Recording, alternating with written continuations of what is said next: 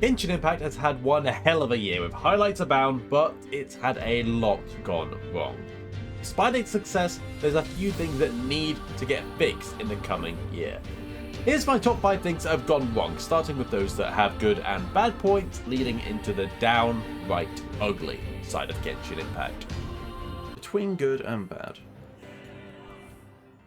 The Inazuma Arc. Warning, this section spoils the events of the Inazuma Arc. If you want to avoid spoilers, skip to the timestamp on screen now. I try to avoid spoilers elsewhere in this overview, but it's not possible for this section. The Inazuma Arc had a lot of high points. We finally sneak onto this island after a year of waiting, and we get introduced to Ayaka and her wonderful dance among the forest. Every interaction with the Raiden Shogun is a joy.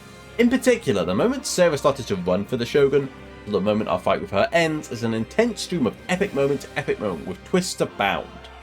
However, even within this scene, we have a glaring problem, and everything around this event that was required to make it happen so early are dubious at best. Pacing throughout the main story has been a strength of Genshin Impact. The main story quests have felt leisurely at times, with Zhongli happy to gallivant around Liyue buying flowers for himself despite knowing of the imminent threat that proves costly to his nation. Yet when we come to Inazuma, we find ourselves thrust into a war that promises to be a long conflict. We sign up for the resistance and lay the groundwork for a fight to last us through months of patches as we constantly push back against the Shogunate. Then the Hoyo goes, how about we wrap this up in 6 weeks instead? It's as silly as it sounds. While playing through the Archon quest for 2.1, I found myself engrossed in joining the resistance and discovering the involvement of delusions. I was ready to invade the Fatui's lair on Inazuma in response. Then once we get there and trouble strikes, this fox shows up and Deus Ex Machinas us out of there. We follow along with her plans and arrive at the palace for one of the most engrossing and hype 15 minutes of gameplay Genshin has to offer. A tough fight with Signora that leads to her being totally obliterated also leaves the traveller literally glitching out, fearful of what they've witnessed. This gave me chills. I look forward to seeing if this glitchy texture was just a neat visual effect, or if it might link to any of Scaramouche's theories from 1.1. This camera angle is worthy of an Archon and gave me further chills. Then the Vision reawakening was an epic moment. It raises the question as to whether people could wield 2 visions for additional power to combat the damage of delusions. Indeed, 2 visions was enough to deflect a blow that killed Signora after all. Everything that is involved in making the scene happen makes no sense. When we met the Resistance, they were struggling to keep a foothold without our assistance multiple islands away from the capital. Last we left them, the consequences of delusions had left the camps in disarray. But a few short days later, a faction of them have managed to storm the palace? How did they cover so much ground? What did we miss? Kazuha's moment was inspiring enough that I might just let that slide just so that we get to see it, but that's not all. As you see, then the story concludes.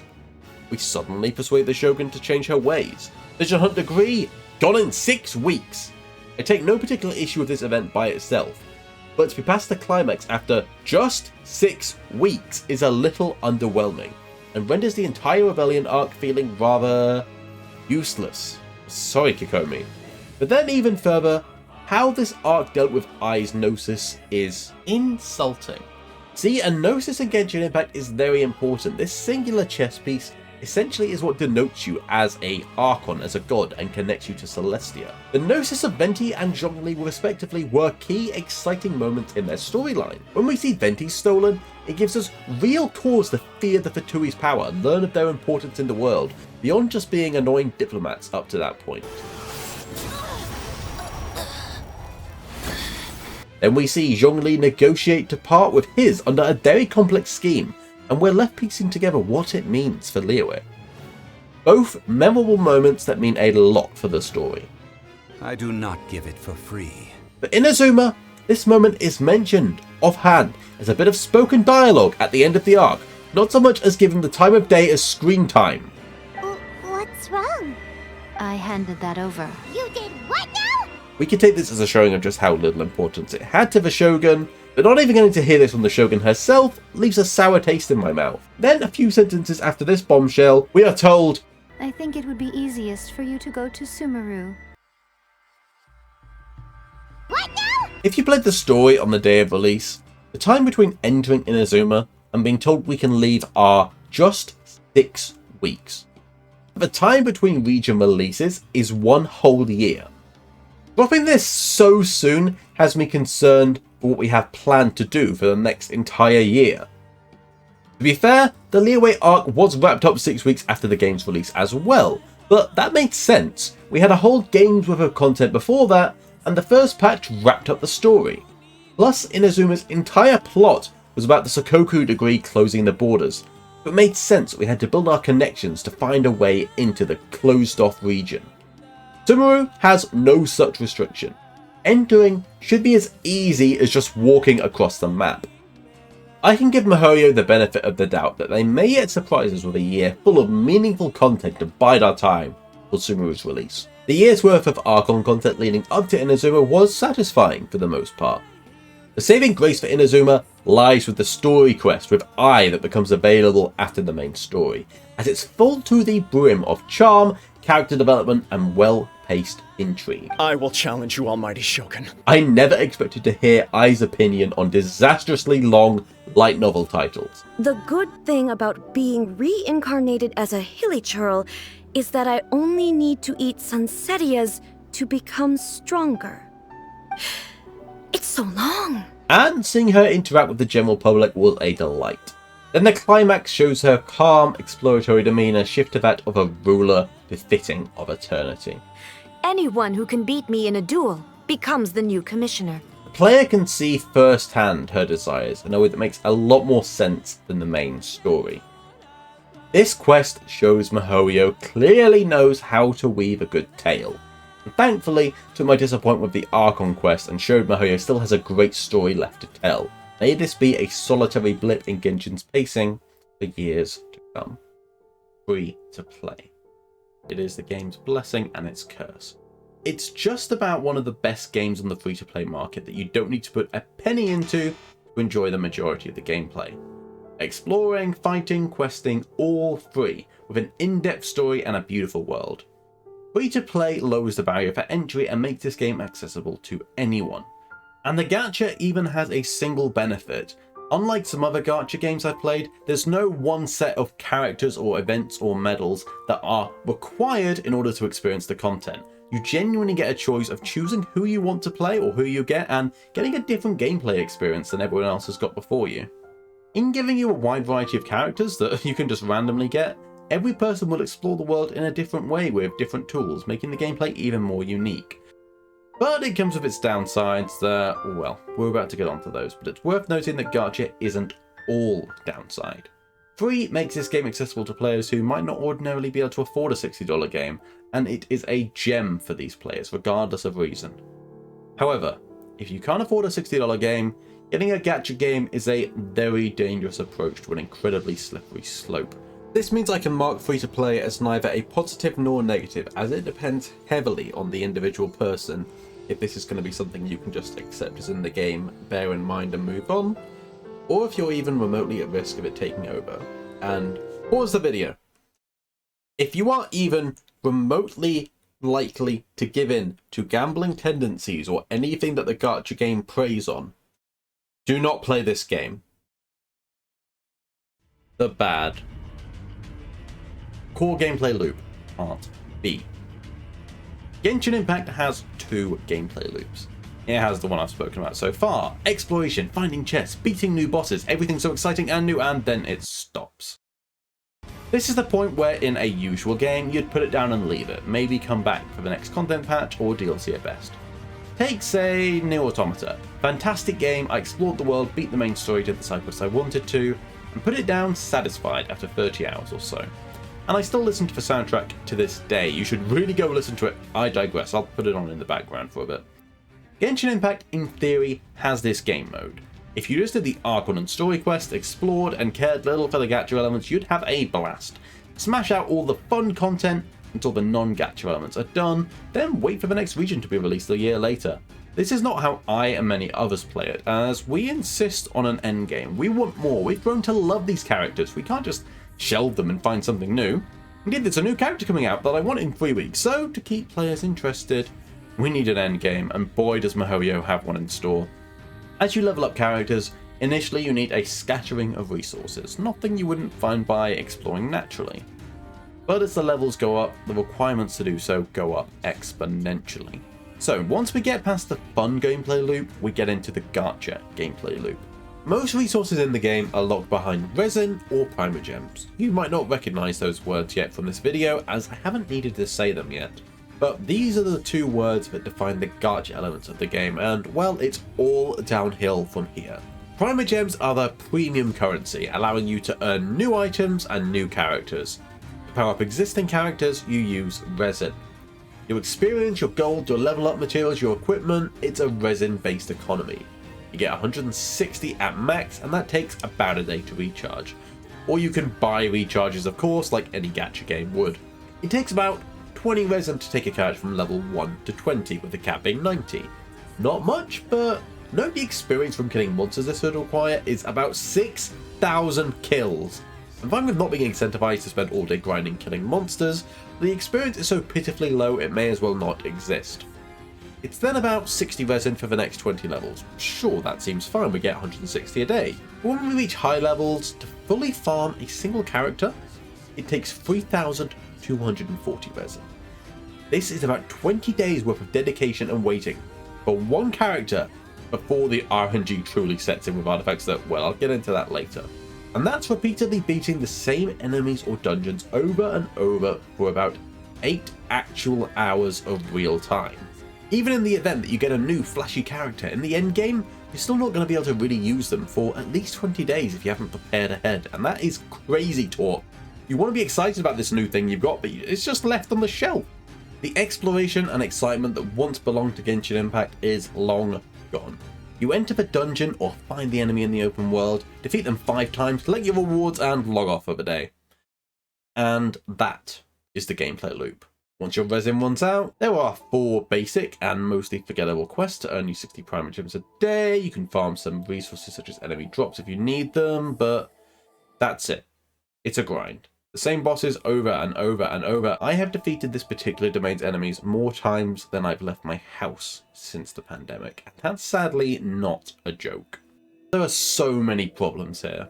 I will admit one is with the player base, myself included in part. I think expecting a game with this much content to also have a satisfying endgame takes away from the focus of what makes Genshin so great. If everyone just smashed out the good content and left the game for the next content patch, we'd all have more fun. But under the free-to-play model, Genshin would probably close down by the next patch if we all did that. So it needs to keep us going. And this is how it does so. See, Genshin transforms from this full game full of life to a bog-standard gacha at this point. It literally feels like a different game that happens to share combat mechanics. The world is no longer full of life, but once it's empty, there's very little for you to do there except go from point A to B to earn your little smatterings of currency of whatever you choose to grind that day. And the grind is eternal, and the resin recharge is slow. Now, personally, I don't mind this. I think it gives you a bit to do each day, and I don't want to spend hours grinding these materials. In a way, the endgame forces you to have a life outside the game, so I like that the game puts a stopgap on it. And it's important to note this doesn't apply to the story or exploration, none of these require resin. The best parts of the game you can more or less just go and do whatever you want with nothing getting in the way. And mostly the grind is unnecessary for all but the Abyss and some weekly events. The main story, exploration, and just about all the fun stuff can be done by a character at any power level thanks to a good scaling mechanic, but this gameplay loop is nonetheless part of the game as MiHoYo needs to keep players on every week so they can be excited for the next character. A lot of gacha games will stop your progress behind this kind of daily counter, whereas in Genshin it's only the grinding that's limited, so this is better than some of the competitors at the very least. But then we get onto artifacts. The most RNG endgame system I've ever seen, and I rated on WoW. Okay, here's how it works, and it's as ridiculous as it sounds. You choose a dungeon to farm, and you can get about 10 artifacts a day on average. First, you get 1 of 2 artifacts from the dungeon. Is it the one you want? Great. Now it's in 1 of 5 random slots. Then it comes with a random stat. Then it has 4 random substats. Are all of those substats ones you want, or at the very least you could live with? No. Then you throw the artifact out and start again, and do this again and again and again until you get one that looks promising. Now, you need to level it up, and each time you level it up 4 times, one of these random stats will get a bonus. This could be one you wanted, could be one you didn't. And then you have to do this until level 20 over and over again. By the time you get to the end of this process, you have had to go through so many layers of RNG that it makes it practically impossible to get a perfect artifact. And it can feel better and more lucky to get a good artifact in the end game than to get the rarest characters. And this is, of course, on purpose, so that the grind never ends. You always have a reason to log in and try to improve your artifacts. Maybe you settle for good artifacts, but what if today your luck gives you a better one? So you log on. This is the gacha gameplay Genshin leaves behind once all the good content is dried up. And I do it, because I'm in franchise and I want to see those numbers go up. So I accept it. Log in daily and do my grind. But is it fun? Or do I just like those numbers? It's much closer to the latter. Oh, and of course for everything but the artifact grind, you can pay to skip it. The Battle Pass gives you lots of more and experience books that reduce the need to grind. I've paid to skip the grind a few times just to save myself the time in my life, not the resin. So the system they designed for endgame to keep logging in and earning opportunities to spend money is working as intended. Forced content. Genshin Impact has a definitive mix of content on offer when it comes to the weekly events. Some of these are fun, even the majority of them I would call good, as I've hailed in the first part of this video. Fun side diversions are not taking up too much time, but if a particular event isn't one you enjoy or is just downright bad, the game's economy encourages you to play through it anyway for the limited Primer Gems. If you don't do the events, you get basically none of these. You get 60 a day, and it costs 15,000 to guarantee a 5-star character, so go figure, you do the event. This, along with the core gameplay loop of boring items I've just discussed, amounts to what I call Netflix bait, or YouTuber bait, or whatever. Outside of new quests, a few challenges, and the Abyss, most of the content the game dishes out as an endgame is something I begrudgingly turn to while watching something on Netflix or YouTube to stay sane at the same time. I don't think this takes away from the game's strengths, and I could choose to ignore all this content if I wanted, but then I'd never have a practical chance at a new character ever again, so the game takes its grasp on your psychology to want new shiny things and you play them. However, as I've noted earlier, lots of these events are actually cute or fun distractions, but the amount of times you need to repeat them for rewards often makes them feel like they've overstayed their welcome. Game balance. While combat looks great with the flashy bursts, the balance behind that combat leaves a lot to be desired.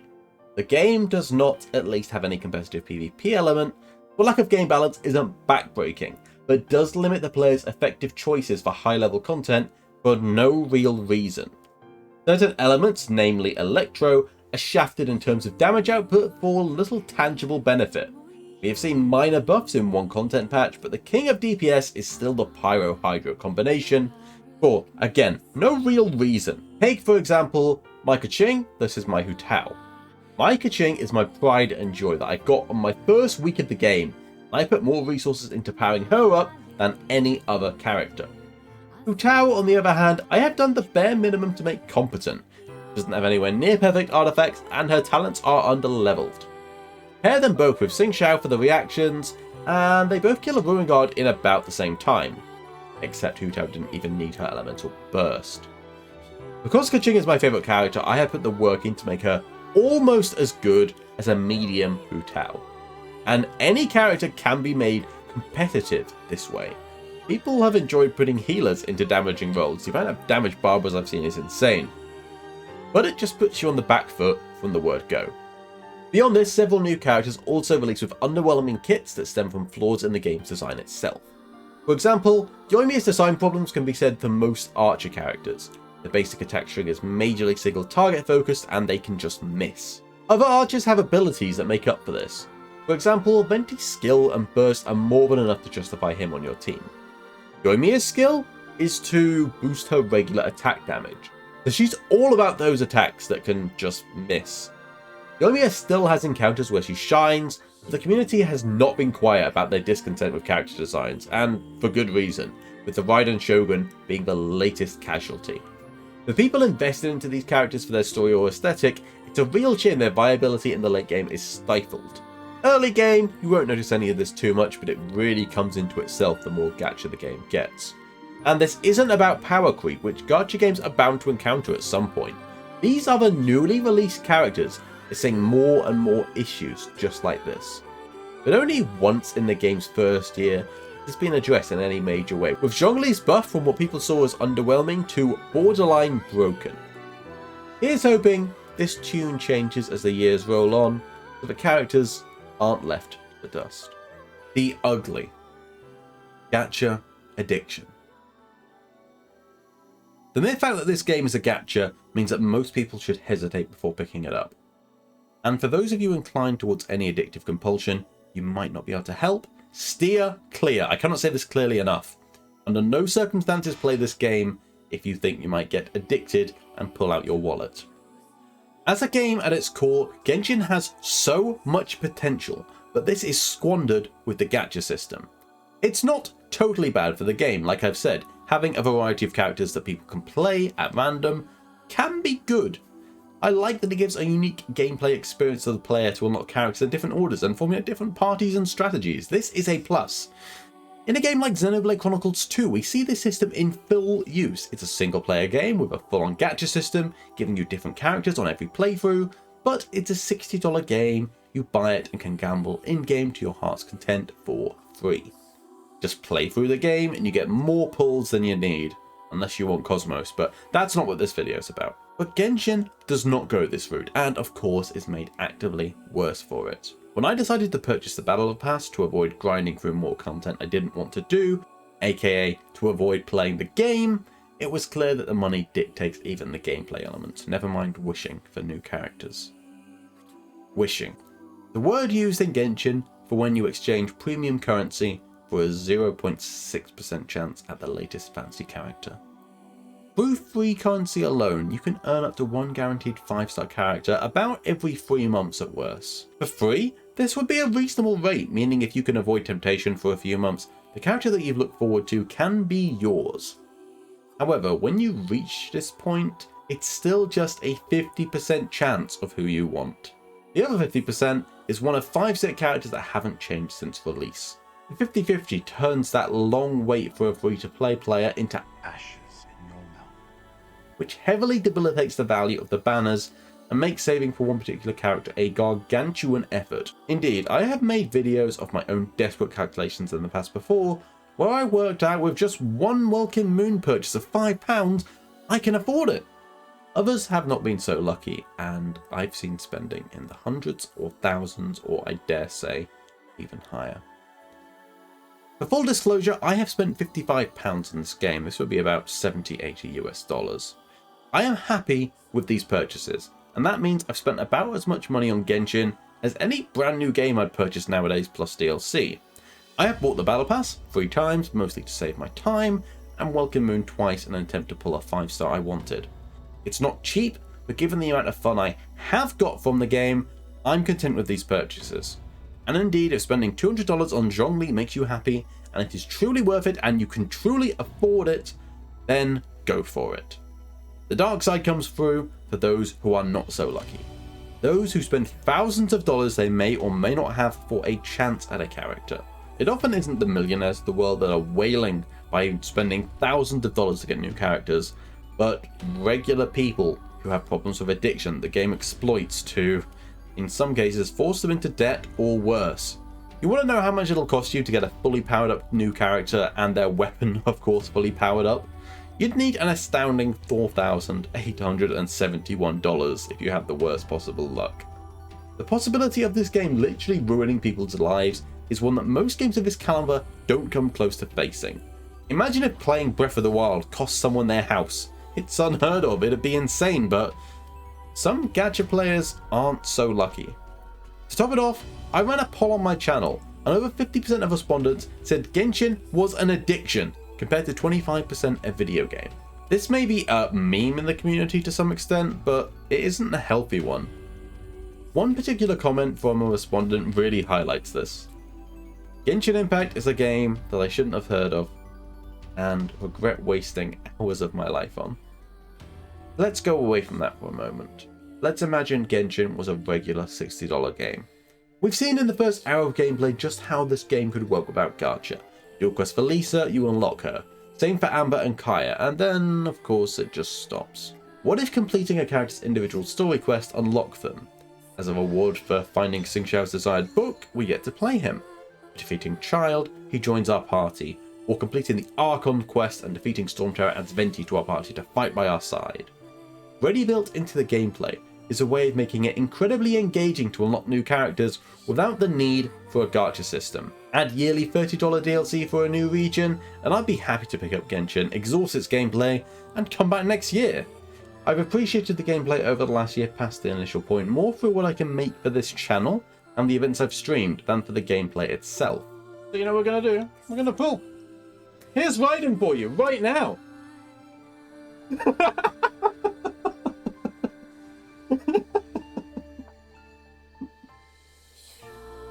Well, I wasn't lying. What if to ascend Keqing, instead of having to beat monsters the old-fashioned way again and again and again, you had to face an increasingly powerful electro hyperstasis with new mechanics every ascension?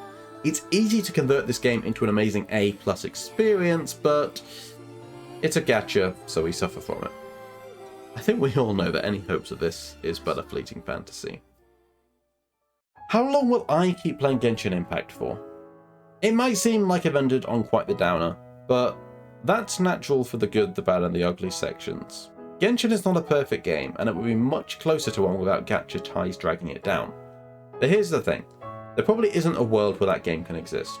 The game, without a doubt, is best experienced on console or PC with better graphics and easier controls, but excluding the mobile market leaves Genshin without the player base to support the scale of the project miHoYo set out to do. The mobile market would be incredibly hostile to a $60 game, and any amount of quality would not make up for the price tag it justifies to that market. And so, instead, it blends into the existing mold, but stands out as frankly the best gacha game I've seen, and I expect 100 imitations to be in production as I write this script. I can tell that my patience for the gacha guide is withering, and the day may soon come when spending my resin is optional when I only do the fun events, but so far as quitting entirely? No. Inazuma just launched and reignited my love for this game with all the things to see, to explore, and the intricate unfolding story with as many lovable characters as there are, well, characters. Once I've exhausted its content, I could see stepping back, reserving gameplay to streaming, as I found that sharing my weekly grinds is genuinely more enjoyable than just doing it by itself. But beyond that, I see Genshin as part of my life for years to come, but whether that's as a daily grind or just to play once per patch remains to be seen. Longevity. This falls in neither the good, the bad, nor the ugly camp as of yet, but it's too important a factor to not consider on the game's anniversary. Longevity is a key component when deciding to play any gacha game. It is the fate of them all that, after the traveller's journey is over, the game will shut down. All those characters, all those purchases may be playable no more, visible only through videos such as this. The first gacha game I got invested into, Kingdom Hearts Union Cross, recently closed its doors. Genshin Impact at least has a large roadmap in place and the popularity plus financial support to see that through. I have no doubt the game will still be going in 5 years' time, which means if you do decide to spend a bit for that next character, you will get use of it for years to come. What happens at the end of the game's lifespan is anybody's guess at this point. I doubt even miHoYo has a plan that far into the future. We can hope miHoYo ends the game's run with an offline mode to let us experience that forevermore, but the chance remains that with the siblings united, all our time and effort will be erased. So do consider, if you spend $200 for the next character, it may not be yours forever. Conclusion. If this all had you in a bit of a downer, remember Genshin has done a lot well. In fact, part 1 of this series goes into that in depth. So if you'd like to see what Genshin has done well over the past year, please check that part out. The good. In the end, gacha is a genre that isn't going anywhere anytime soon without some governmental intervention. It's a business model that, for better or worse, works. given that is the truth, Genshin Impact takes this genre and sets a new bar for games to follow. How high this bar was set to previously is a separate discussion, but I can confidently recommend the first few dozen hours of Genshin Impact to anyone, with the largest asterisk in the world that if you have even a hint that you might grow addicted to the gacha, that means it's all not worth it. And the endgame simply isn't worth it by itself. The game just counts on you being enfranchised enough to bear with it at this point. But despite all those negatives, Genshin truly helped me get through this pandemic. It was an escapist dream with its massive world to explore, almost bringing me back to my first days with Breath of the Wild. Its lovable characters and interesting story have kept me coming back for more. Freedom, if demanded of you by an Archon, is really no freedom at all. I've spent money, but I know my limits. I may spend again if I can justify it, and I will keep playing. Genshin promises a new massive region to explore yearly, and if they all match Inazuma's content so far, I'll certainly be playing Genshin Impact into 2025 and beyond. There will come a day when the journey is over, and I will reflect on what's come. But for now, I look forward to discovering what lay in store for the citizens of Teyvat. If you've enjoyed this video or found it useful, consider liking and subscribing for more content like this. I'm still planning to stream Genshin Impact weekly on Mondays on Twitch for the foreseeable future, with other games featuring on Thursdays, so if you've enjoyed my style in this video, consider a follow and a look next time you're free to watch a stream. This is beyond the scope of anything I've produced so far, and if you've enjoyed watching to this point, I'd appreciate knowing it was worth it from a comment down below, and that's genuinely not just for metrics or whatever. And if you have, thank you so much. At almost 8,500 words, I'm glad it was worth the effort if you've watched it all. Have a great day, and if you're still playing Genshin, best of luck in your next pull.